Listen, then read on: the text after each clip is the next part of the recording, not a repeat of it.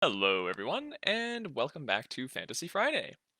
So, last week we read chapter number 13 of The Golden Compass, and in that chapter we ran into a bit of an issue with Tony Macarios. So, he was one of the children who had been stolen and taken to the oblation board to hang out with the gobblers. And we noticed that he had his demon separated from him, and he shortly died. So, yeah, very interesting stuff. And we also learned that the Panzerbjorn, of which Yorick Burnison is a part, uh, are quite formidable opponents. They aren't so easily tricked as humans are, and Lyra had a great deal of difficulty dealing with him, trying to fence with him playfully, and to no avail. And then we talked to Lee Scoresby a little bit and learned more about the Tartars and their trepanning and how they do so willfully, cutting holes in each other's skulls to uh, let in some sort of divine power, as it seems. So, very interesting stuff. And now, in chapter number 14, we are going to expand upon some of those ideas. So, let's see what happens in chapter number 14 Bolvangar Lights. The fact that the Egyptians had heard or seen nothing of Mrs. Coulter worried Farder Coram and John Faw more than they let Lyra know. But they weren't to know that she was worried too. Lyra feared Mrs. Coulter and thought about her often, and whereas Lord Asriel was now father, Mrs. Coulter was never mother. The reason for that was Mrs. Coulter's demon, the golden monkey, who had filled Pantalaimon with a powerful loathing, and who, Lyra felt, had pried into her secrets, and particularly that of the alethiometer. And they were bound to be chasing her. It was silly to think otherwise. The spy fly proved that, if nothing else. But when an enemy did strike, it wasn't Mrs. Coulter. The Egyptians had planned to stop and rest their dogs, repair a couple of sledges, and get all their weapons into shape for the assault on Bolvangar. John Faw hoped that Lee Scoresby might find some ground gas to fill his smaller balloon, for he had two, apparently, and go up to spy out the land. However, the aeronaut attended to the condition of the weather as closely as a sailor, and he said there was going to be a fog, and, sure enough, as soon as they stopped, a thick mist descended. Lee Scoresby knew he'd see nothing from the sky, so he had to content himself with checking his equipment, though it was all in meticulous order. Then, with no warning at all, a volley of arrows flew out of the dark. 3 Egyptian men went down at once, and died so silently that no one heard a thing. Only when they slumped clumsily across the dog traces or lay unexpectedly still did the nearest men notice what was happening, and then it was already too late, because more arrows were flying right at them. Some men looked up, puzzled by the fast, irregular knocking sounds that came from up and down the line as arrows hurtled into wood or frozen canvas. The first to come to his wits was John Faw, who shouted orders from the center of the line. Cold hands and stiff limbs moved to obey, as yet more arrows flew down like rain, straight rods of rain tipped with death. Lyra was in the open, and the arrows were passing over her head. Pantalaimon heard before she did, and became a leopard, and knocked her over, making her less of a target. Brushing snow out of her eyes, she rolled over to try and see what was happening, for the semi-darkness seemed to be overflowing with confusion and noise. She heard a mighty roar, and the clang and scrape of Yorick Burnison's armor as he leaped fully clad over the sledges and into the fog, and that was followed by screams, snarling, crunching and tearing sounds, great smashing blows, cries of terror and roars of bearish fury as he laid them waste. But who was them? Lyra had seen no enemy figures yet. The Egyptians were swarming to defend the sledges, but that, as even Lyra could see, made them better targets, and their rifles were not easy to fire in gloves and mittens. She had only heard 4 or 5 shots as against the ceaseless knocking rain of arrows, and more men fell every minute. Oh, John Faw, she thought in anguish, you didn't foresee this, and I didn't help you. But she had no more than a second to think that, for there was a mighty snarl from Pantalaimon, and something, another demon, hurtled at him and knocked him down, crushing all the breath out of Lyra herself.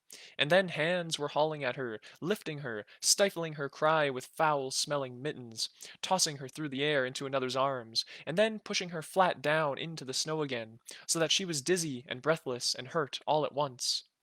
Her arms were hauled behind till her shoulders cracked, and someone lashed her wrists together, and then a hood was crammed over her head to muffle her screams, for scream she did, and lustily. Yorick! Yorick Burnison! Help me! But could he hear? She couldn't tell. She was hurled this way and that, crushed onto a hard surface which then began to lurch and bump like a sledge. The sounds that reached her were wild and confused.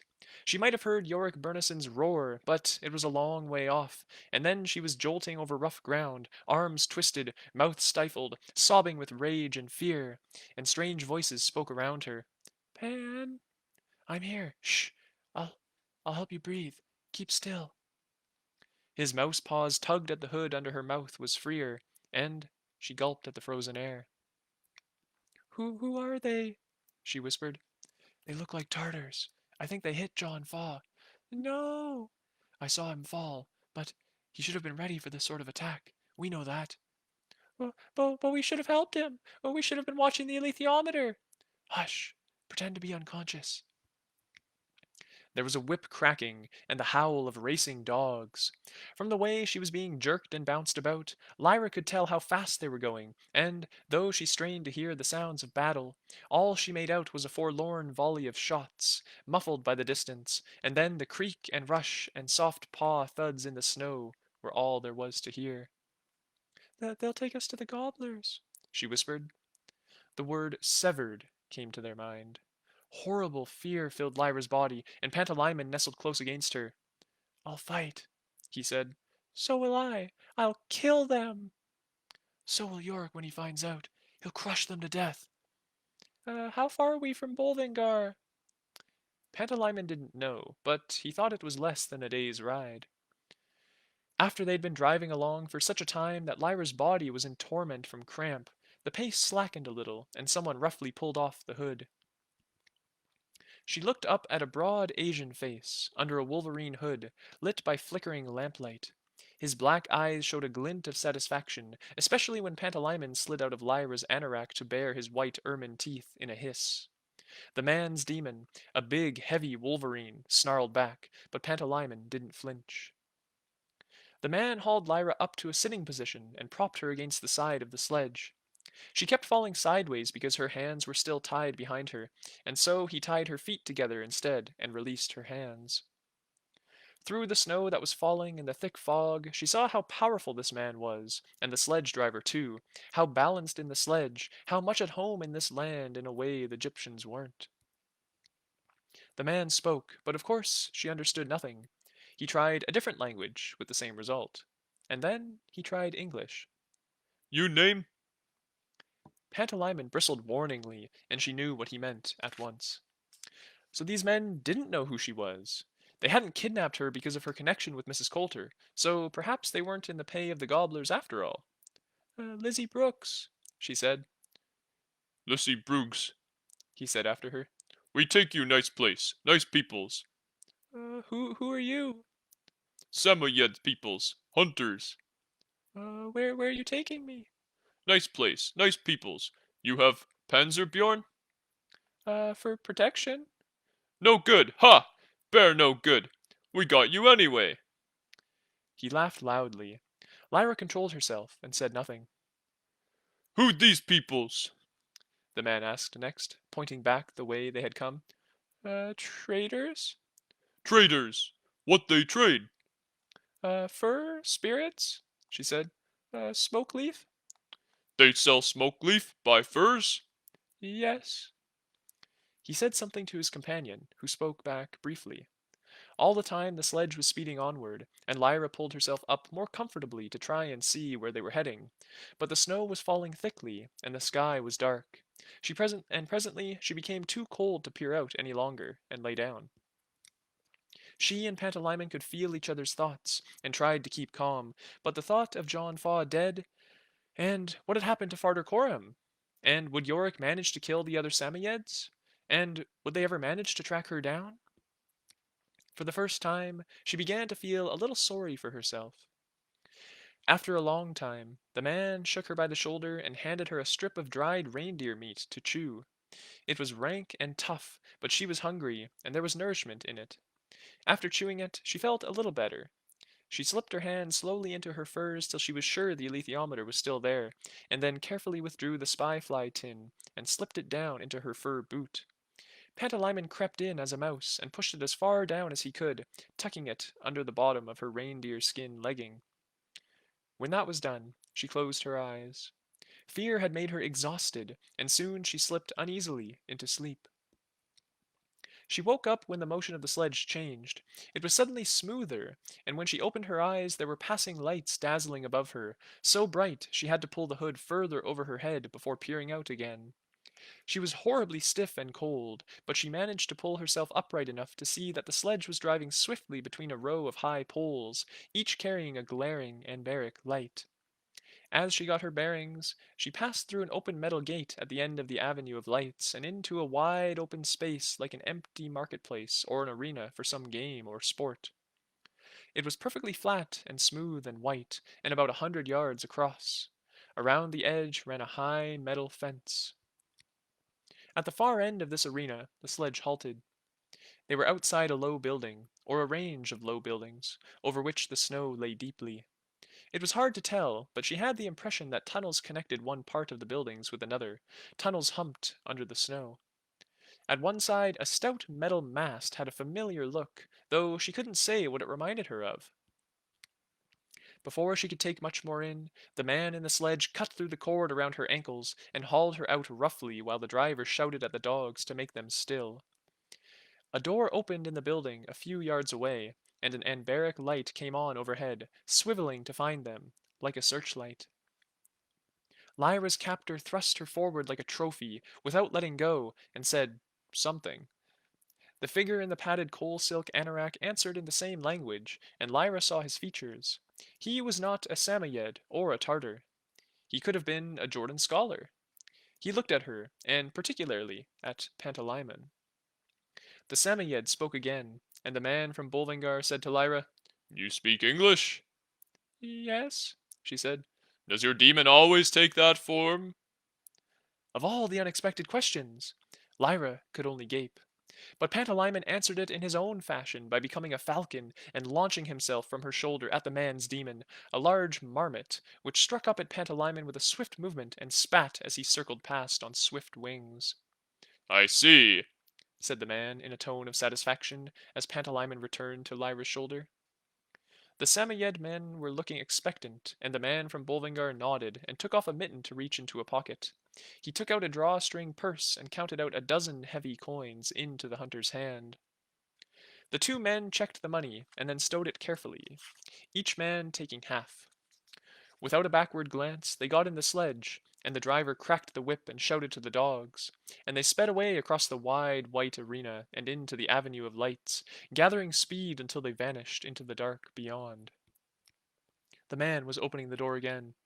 "Come in quickly," he said. "It's warm and comfortable. Don't stand out in the cold. What is your name?" His voice was an English one, without any accent Lyra could name. He sounded like the sort of people she had met at Mrs. Coulter's, smart and educated and important. Lizzie Brooks, she said. "Come in, Lizzie. We'll look after you here, don't worry." He was colder than she was, even though she'd been outside for far longer. He was impatient to be in the warm again. She decided to play slow and dim-witted and reluctant, and dragged her feet as she stepped over the high threshold into the building. There were two doors, with a wide space between them so that not too much warm air escaped. Once they were through the inner doorway, Lyra found herself sweltering in what seemed unbearable heat, and had to pull open her furs and push back her hood. They were in a space about 8 feet square, with corridors to the right and left, and in front of her, the sort of reception desk you might see in a hospital. Everything was brilliantly lit, with the glint of shiny white surfaces and stainless steel. There was the smell of food in the air, familiar food, bacon and coffee, and under it a faint perpetual hospital medical smell, and coming from the walls all around was a slight humming sound, almost too low to hear, the sort of sound you had to get used to or go mad. Pantalaimon at her ear, a goldfinch now, whispered, "Be stupid and dim. Be really slow and stupid." Adults were looking down at her. The man who had brought her in, another man wearing a white coat, a woman in a nurse's uniform. English, the first man was saying. Traders, apparently. Uh, usual hunters? Usual story? Same tribe, as far as I could tell. Sister Clara, could you take a little, time to see her? Oh, certainly, doctor. Come with me, dear, said the nurse, and Lyra obediently followed. They went along a short corridor with doors on the right and a canteen on the left, from which came a clatter of knives and forks, and voices, and more cooking smells. The nurse was about as old as Mrs. Coulter, Lyra guessed, with a brisk, blank, sensible air. She would be able to stitch a wound or change a bandage, but never to tell a story. Her demon, and Lyra had a moment of strange chill when she noticed, was a little white trotting dog, and, after a moment, she had no idea why it had chilled her. What's your name, dear? Said the nurse, opening a heavy door. Lizzie. Just Lizzie. Lizzie Brooks. And how old are you? 11. Lyra had been told that she was small for her age, whatever that meant. It had never affected her sense of her own importance, but she realized that she could use the fact now to make Lizzie shy and nervous and insignificant, and shrank a little as she went into the room. She was half expecting questions about where she had come from and how she had arrived, and she was preparing answers. But it wasn't only imagination the nurse lacked, it was curiosity as well. Bolvingar might have been on the outskirts of London, and children might have been arriving all the time, for all the interest Sister Clara seemed to show. Her pert, neat little demon trotted along at her heels, just as brisk and blank as she was. In the room they entered there was a couch and a table, and 2 chairs, and a filing cabinet, and a glass cupboard with medicines and bandages, and a wash basin. As soon as they were inside, the nurse took Lyra's outer coat off, and dropped it on the shiny floor. Off with the rest, dear, she said. We'll have a quick little look to see you're nice and healthy, no frostbite or sniffles, and then we'll find some nice clean clothes. We'll pop you in the shower, too, she added, for Lyra had not changed or washed for days, and, in the enveloping warmth, that was becoming more and more evident. Pantalaimon fluttered in protest, but Lyra quelled him with a scowl. He settled on the couch as one by one all Lyra's clothes came off, to her resentment and shame, but she still had the presence of mind to conceal it and act dull-witted and compliant. And the money belt, Lizzie, said the nurse, and untied it herself with strong fingers. She went to drop it on the pile with Lyra's other clothes, but stopped, feeling the edge of the alethiometer. Oh, what's this? She said, and unbuttoned the oilcloth. It's just a sort of toy, said Lyra. It's mine. Yes, we won't take it away from you, dear, said Sister Clara, unfolding the black velvet. Oh, that's pretty, isn't it? Like a compass. Into the shower with you, she went on, putting the alethiometer down and whisking back a coal silk curtain in the corner. Lyra reluctantly slipped under the warm water and soaped herself while Pantalaimon perched on the curtain rail. They were both conscious that he mustn't be too lively, for the demons of dull people were dull themselves. When she was washed and dry, the nurse took her temperature and looked into her eyes and ears and throat, and then measured her height and put her on some scales before writing a note on a clipboard. Then she gave Lyra some pajamas and a dressing gown. They were clean and of good quality, like Tony Macarios's anorak, but, again, there was a second-hand air about them. Lyra felt uneasy. These ain't mine, she said. No, dear, your clothes need a good wash. Am I going to get my own ones back? I expect so, yes, of course. What is this place? It's called the Experimental Station. That wasn't an answer, and whereas Lyra would have pointed that out and asked for more information, she didn't think Lizzie Brooks would, so she assented dumbly in the dressing, and said no more. I want my toy back, she said stubbornly when she was dressed. Oh, just take it, dear, said the nurse. Wouldn't you rather have a nice woolly bear, though, or a pretty doll? She opened a drawer where some soft toys lay like dead things. Lyra made herself stand and pretend to consider for several seconds before picking out a rag doll with big, vacant eyes. She had never had a doll, but she knew what to do and pressed it absently to her chest. Oh, what about my money belt?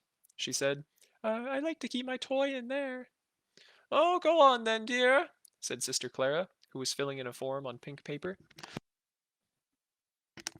Lyra hitched up her unfamiliar skirt and tied the oilskin pouch around her waist.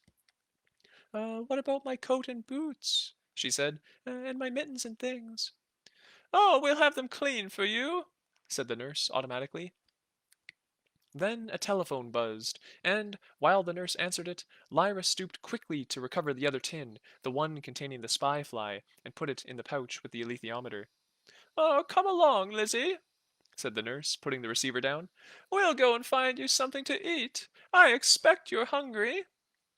She followed Sister Clara to the canteen, where a dozen round white tables were covered in crumbs and the sticky rings where drinks had been carelessly put down. Dirty plates and cutlery were stacked on a steel trolley. There were no windows, so to give an illusion of light and space, one wall was covered in a huge photogram showing a tropical beach with bright blue sky and white sand and coconut palms. The man who had brought her in was collecting a tray from a serving hatch. Eat up! He said. There was no need to starve, so she ate the stew and mashed potatoes with relish. There was a bowl of tinned peaches and ice cream to follow. As she ate, the man and the nurse talked quietly at another table, and when she had finished, the nurse brought her a glass of warm milk and took the tray away. The man came to sit down opposite. His demon, the marmot, was not blank and incurious as the nurse's dog had been, but sat politely on his shoulder, watching and listening. Now, Lizzie, He said, have you eaten enough? Yes, thank you. I'd like you to tell me where you come from. Can you do that? London, she said. And what are you doing so far north? With my father, she mumbled. She kept her eyes down, avoiding the gaze of the marmot, and trying to look as if she was on the verge of tears. With your father? I see. And what's he doing in this part of the world? Trading. We come with a load of new Danish smoke leaf, and we was buying furs. And was your father by himself? No, there was my uncles and all, and some other men, she said vaguely, not knowing what the Samoyed hunter had told him. Why did he bring you on a journey like this, Lizzie? 'Cause 2 years ago he brung my brother, and he says he'll bring me next, only he never. So I kept asking him, and then he did. And how old are you? 11. Good, good. Well, Lizzie, you're a lucky little girl. Those huntsmen who found you brought you to the best place you could be. They never found me, she said doubtfully. There was a fight. There was lots of them, and they had arrows. Oh, I don't think so. I think you must have wandered away from your father's party and got lost. Those huntsmen found you on your own and brought you straight here. That's what happened, Lizzie. I saw a fight, she said. There was shooting arrows and that. I want my dad, she said more loudly, and felt herself beginning to cry. Well, you're quite safe here until he comes, said the doctor. But I saw them shooting arrows. Ah, you thought you did. That often happens in the intense cold, Lizzie. You fall asleep and have bad dreams, and you can't remember what's true and what isn't. That wasn't a fight, don't worry. Your father is safe and sound, and he'll be looking for you now, and soon he'll come here, because this is the only place for hundreds of miles, you know, and what a surprise he'll have to find you safe and sound. Now, Sister Clara will take you along to the dormitory where you'll meet some other little girls and boys who got lost in the wilderness just like you. Off you go. We'll have another little talk in the morning. Lyra stood up, clutching her doll, and Pantalaimon hopped onto her shoulder as the nurse opened the door to lead them out. More corridors, and Lyra was tired by now. So sleepy she kept yawning and could hardly lift her feet in the woolly slippers they had given her. Pantalaimon was drooping, and he had to change to a mouse and settle inside her dressing gown pocket. Lyra had the impression of a row of beds, children's faces, a pillow, and then she was asleep. Someone was shaking her. The first thing she did was to feel at her waist, and both tins were still there, still safe. So she tried to open her eyes, but oh, it was hard. She had never felt so sleepy. Wake up! Wake up! It was a whisper in more than one voice. With a huge effort, as if she were pushing a boulder up a slope, Lyra forced herself to wake up. In the dim light from a very low-powered anbaric bulb over the doorway, she saw 3 other girls clustered around her. It wasn't easy to see, because her eyes were slow to focus, but they seemed about her own age, and they were speaking English. "She's awake. They gave her sleeping pills. Must have. What's your name?" Lizzie," Lyra mumbled. "Is there a load more kids coming?" demanded one of the girls. I don't know. Just me." "Where'd they get you then?" Lyra struggled to sit up. She didn't remember taking a sleeping pill, but there might well have been something in the drink she had had. Her head felt full of eiderdown, and there was a faint pain throbbing behind her eyes. Where is this place?" "Oh, middle of nowhere. They don't tell us. They usually bring in more than one kid at a time." What did they do?" Lyra managed to ask, gathering her doped wits as Pantalaimon stirred into wakefulness with her. We don't know," said the girl who was doing most of the talking. She was a tall, red-haired girl with quick, twitchy movements and a strong London accent. They sort of measure us and do these tests and that." "They measure dust," said another girl, friendly and plump and dark-haired. "You don't know," said the first girl. "They do," said the third, a subdued-looking child cuddling her rabbit demon.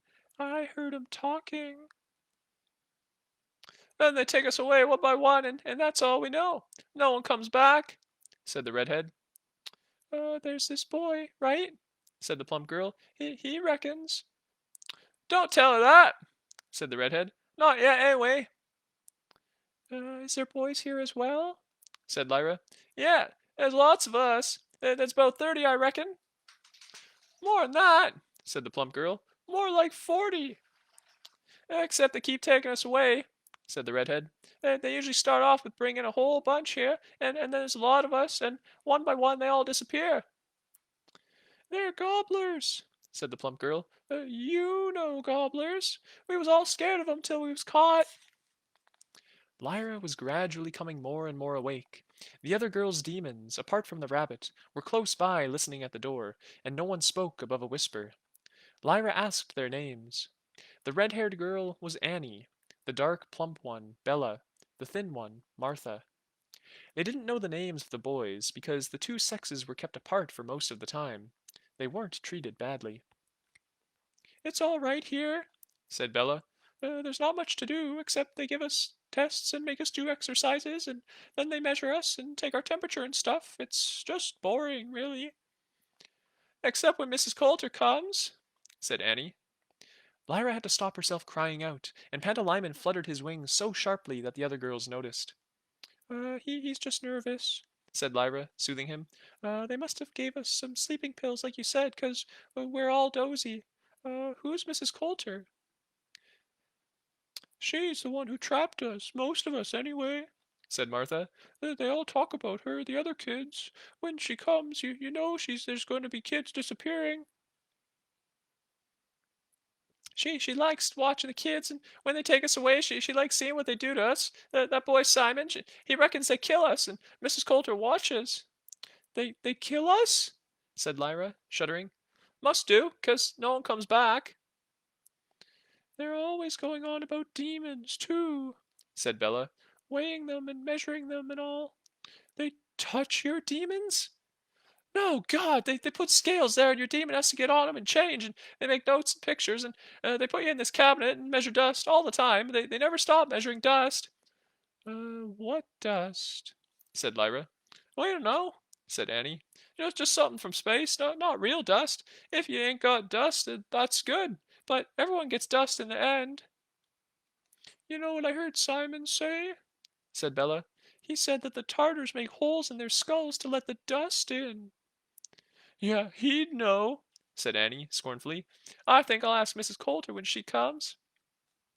"You wouldn't dare," said Martha, admiringly. "I would."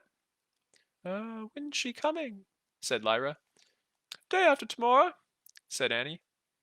A cold drench of terror went down Lyra's spine, and Pantalaimon crept very close. She had one day in which to find Roger and discover whatever she could about this place, and either escape or be rescued. And, if all the Egyptians had been killed, who would help the children stay alive in the icy wilderness? The other girls went on talking, but Lyra and Pantalaimon nestled down deep in the bed and tried to get warm, knowing that for hundreds of miles all around her little bed there was nothing but fear. And so concludes chapter number 14 of The Golden Compass. So, very tragic set of events there. We have Lyra just trekking through the snow with her band of Gyptians and Yorick and Lee Scoresby, and they are ambushed by some hunters and attacked with arrows. And it seems that many of the Gyptians have been killed by said arrows. And then Lyra, along with Pantalaimon, was kidnapped by the Samoyed people, as they're described. Then, after going through the snow for quite a while, she ended up at this experimental center with a very dull nurse and a sort of gaslighting doctor. He basically convinced Lyra, or tried to convince Lyra, that what she had experienced was just a bit of hallucination, basically, saying that she imagined the arrows flying and that she had just been lost and the hunters rescued her. Definitely not the case. So you can see how he's trying to abuse her because she's young. She's only 11 years old, remember. So he is trying to just use his adult authority and say, no, I know better than you do. And then, after eating and being drugged, as far as we can tell, Lyra was given some sleeping pills in her meal. Then she awakes and is met by three other girls in similar position to her, and they have some interesting ideas. They kind of know, they've been there for at least long enough to know who Mrs. Coulter is, which, well, that kind of confirms our suspicions with her running the oblation board and setting up all these kids with the oblation board. So that's kind of scary. So maybe when she comes back around, Lyra will be able to do something because we know that she has close ties to Mrs. Coulter, but they did leave on pretty bad terms previously when Lyra ran away from Mrs. Coulter's party. So we'll have to see how that works out for her because after all, Lyra is Mrs. Coulter's daughter, and Mrs. Coulter knows that. So we'll see how she's treated and if they meet up. But we'll have to wait until next time when we check out chapter number 15 of The Golden Compass. So come back, see me again next Friday, and we will do some reading. So until then, enjoy your weekend.